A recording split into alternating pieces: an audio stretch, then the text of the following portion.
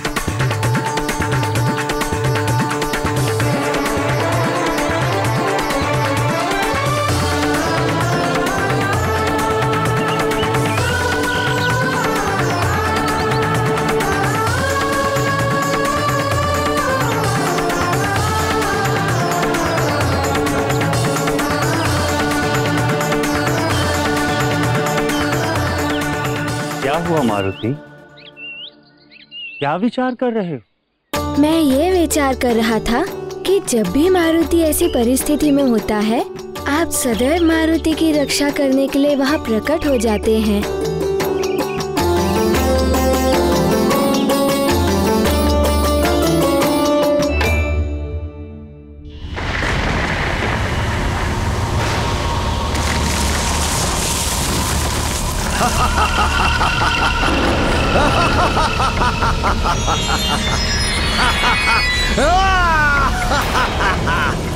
चक्रासुर के चक्कर में जो फंसा वो चल बसा।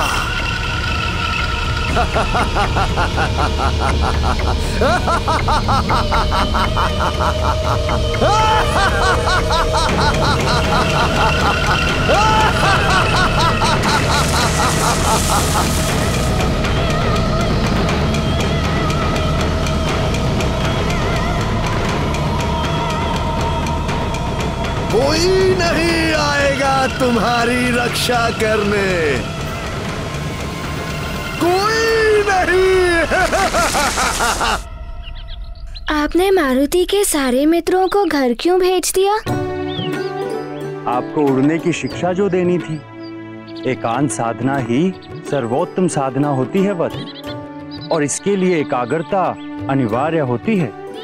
देव, आज से आप मारुति के गुरु भी हैं। और गुरुदेव तो पिता के समान होते हैं ना? तो आप आज्ञा दीजिए कि मारुति को क्या करना होगा। मारुति, उड़ने का कौशल कोई साधारण ज्ञान की भांति नहीं है। ये एक साधना है पुत्र, और इसको सिद्ध करने के लिए इसके नियमों का कड़ाई से पालन करना होगा। मारुति आपकी हर आज्ञा का पालन करेगा। कोई नहीं है इस संसार में जो मुझ मायावी का सामना कर सके।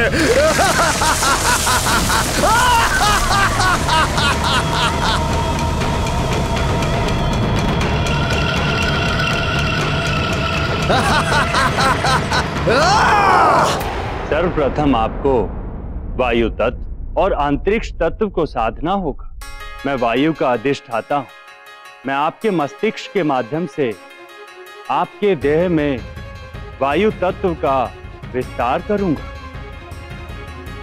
अब तुम नेत्र बंद करके पूर्णतः एकाग्रचित होकर अपनी देह में विद्यमान इन तत्वों पर ध्यान केंद्रित करो।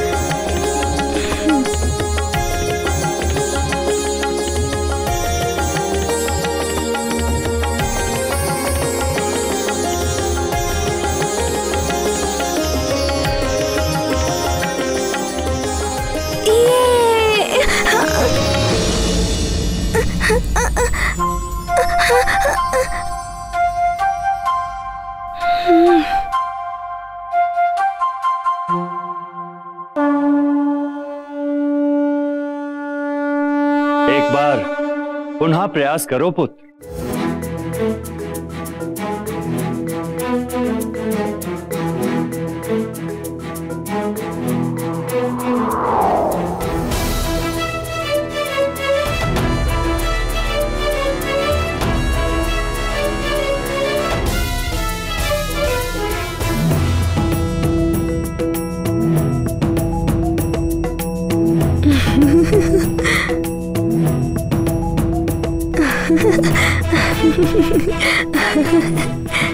अब मारुति को उड़ना आ गया है। अब मारुति और ऊंचाई तक उड़ेगा और तीव्र गति से उड़ेगा।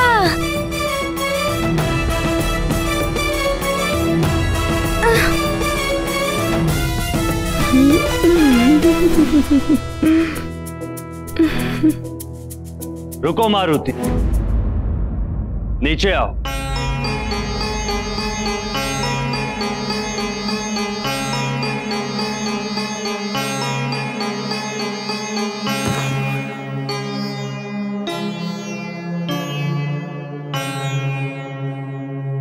क्या हुआ गुरुदेव, आपने रोक क्यों दिया? मारुति, आप बहुत उतावले होकर उड़ने का प्रयास कर रहे हैं, जो कि अनुचित है। आपको चोट लग सकती है। पहले भली भांति अभ्यास करके आपको निपुणता प्राप्त करनी होगी। मन को एकाग्र करके वायु तत्व पर ध्यान केंद्रित कर स्वयं को भारहीन होने का आभास करा। वायु से भी भारी। किंतु मेरा भार तो आपसे भी कम है गुरुदेव। बालक मन चंचल होता है। मारुति भले ही देवांश है, किंतु है तो एक बालक ही, और इन्हें बड़े बड़े कार्य भी करने हैं, इसलिए उड़ना इनके लिए बहुत आवश्यक है। देखो मारुति, कोई भी सिद्धि प्राप्त करने के लिए धैर्य की बहुत आवश्यकता होती है। अतः धैर्य से अभ्यास करो। एक ही मूल मंत्र स्मरण रखो। करो अभ्यास, उड़ो आकाश।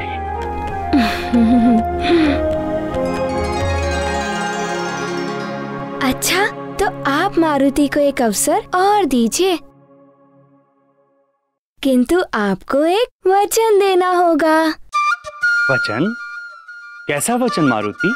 यदि मारुति गिरने भी लगे तब भी आप रक्षा करने का प्रयास नहीं करेंगे। मारुति को चोट लग जाए या कुछ भी हो जाए, सारा उत्तरदायित्व मारुति का ही होगा। सोच क्या रहे हो आप? वचन दीजिए।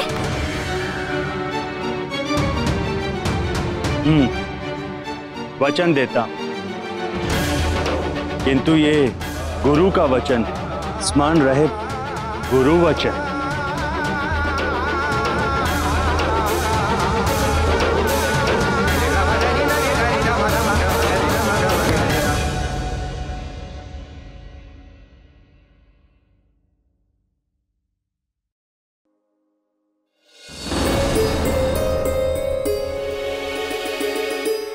मारुति,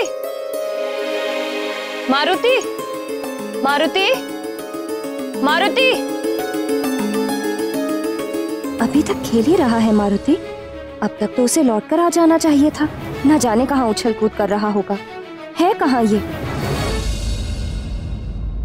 सेविका। जी महारानी जी। तुमने मारुति को कहीं देखा? अपने मित्रों के साथ बाहर खेलने गया था।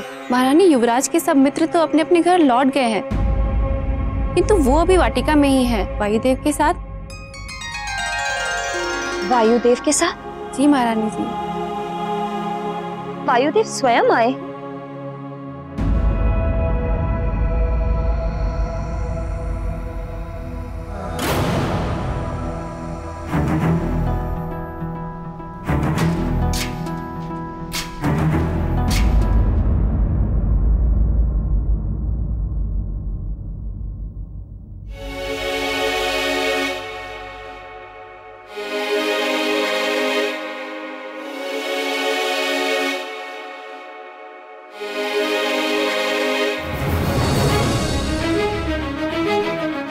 ये मारुति क्या कर रहा है? मारुति मैं तृतीय तक गिनता हूँ, तुम तृतीय पर नीचे कूदना। अवश्य गुरुदेव, आप गणना आरंभ कीजिए। मारुति, मारुति, मारुति! प्रथम,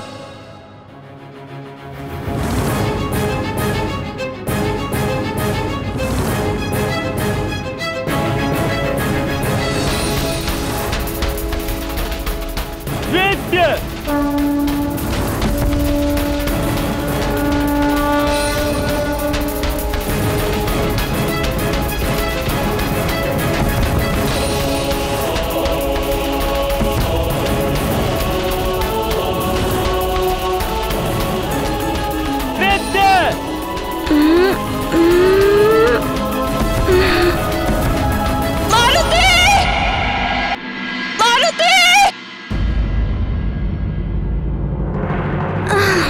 मारुति!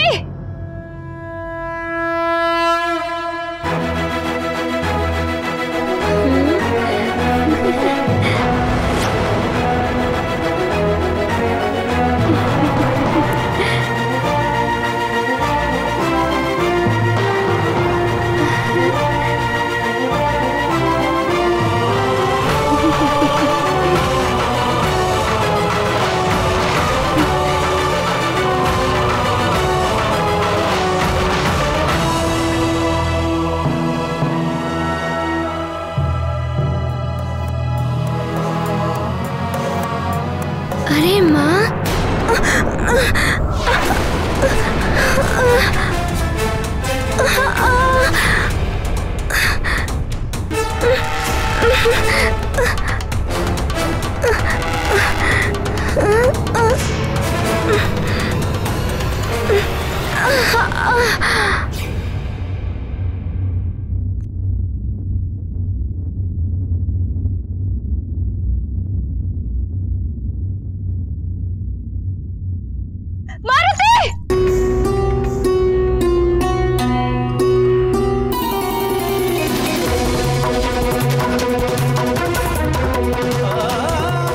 मारुति, तुम ठीक तो हो ना? तुम्हें कुछ हुआ तो नहीं ना?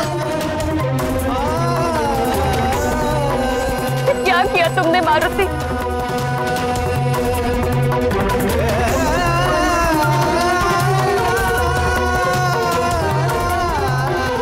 इतनी ऊंचाई से क्यों कूदे? माँ, मारुति तो उड़ने का प्रशिक्षण ले रहा था, किंतु मारुति अभी पूर्णतया सीख नहीं पाया है, इसलिए वो गिर गया था। एका क्या कहा था आपने? एकाग्रता। हाँ, एकाग्रता, वही मारुति को नहीं आ रही है। मन से चंचलता को पूर्णतः निकाल दो मारुति, तभी एकाग्रता आएगी।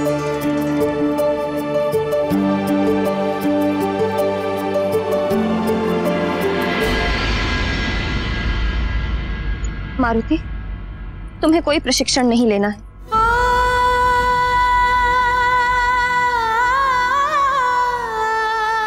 सेवक! जी महारानी जी। मारुति को भीतर ले जाओ। जी महारानी। माँ, मारुति को तो बड़े बड़े कार्य करने हैं ना?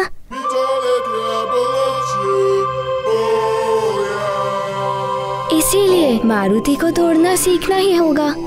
तुम बड़े हो जाओगे तब सीखना, अभी चलो।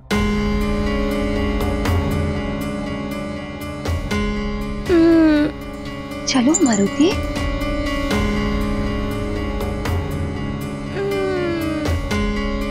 मारुति, आज के लिए इतना प्रशिक्षण पर्याप्त है पुत्र। माँ की आज्ञा का पालन करो और भीतर जाओ।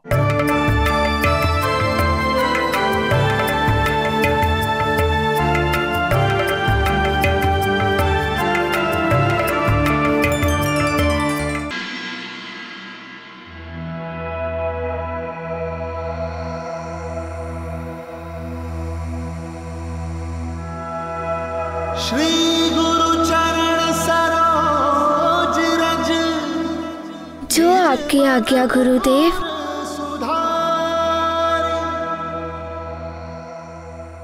स्मरण रहे पुत्र, कभी भी कहीं भी विजय पानी हो तो अपने मन को शांत रखना अनिवार्य होता है। यदि मन पर नियंत्रण ना हो तो हाथ में आई हुई विजय भी पराजय में परिवर्तित हो जाती है।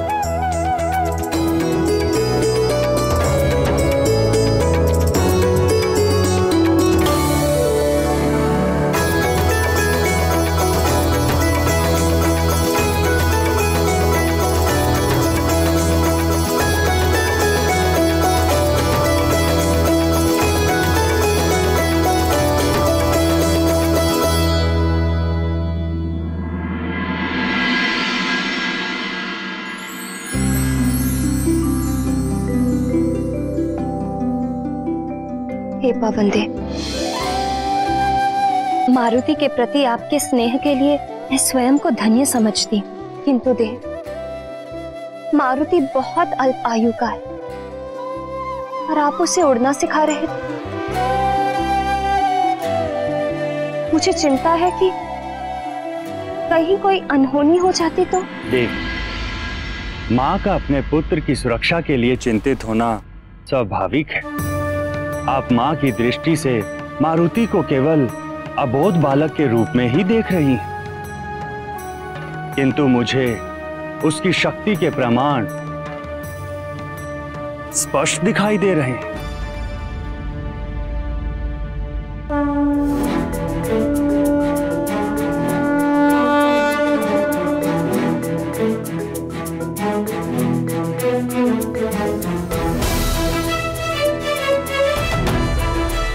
देवी, मारुति अन्य बालकों की भांति कोई साधारण बालक नहीं है।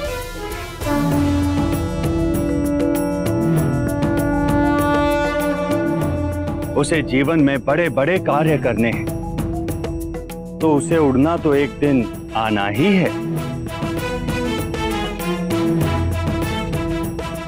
माँ का हृदय बहुत कोमल होता है देव, वो पिता के समान कठोर कभी हो ही नहीं सकता।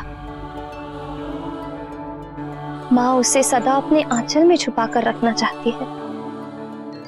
देवी, शिशु भी चलना तभी सीखता है जब वो बार बार गिरता है। यदि गिरने के भय से माँ उसे अपने आंचल में ही रखेगी तो वो कभी चलना नहीं सीख पाएगा।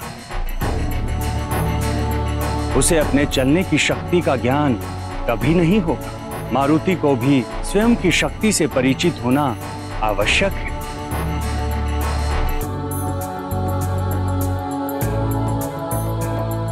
अन्यथा क्षमा करें देव, आप मारुति की शक्ति पर ही अपना सारा ध्यान केंद्रित कर रहे हैं, किंतु आप उसकी अल्प आयु की ओर देख ही नहीं पा रहे।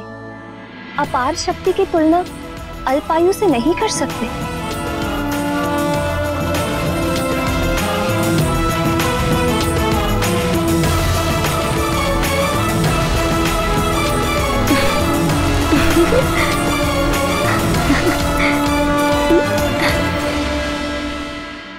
आज से पक्षी शिशु की रक्षा कर मारुति उस पक्षी शिशु को सुरक्षित उसके स्थान पर रखते हैं। तो वहीं दूसरी ओर चक्रासुर का कहर और आतंक अब मृदंगपुर तक आ पहुंचता है। दोबारा उड़ान भरने में असफल मारुति अब उड़ने के लिए एक ऊंची जगह पे आ पहुंचते हैं।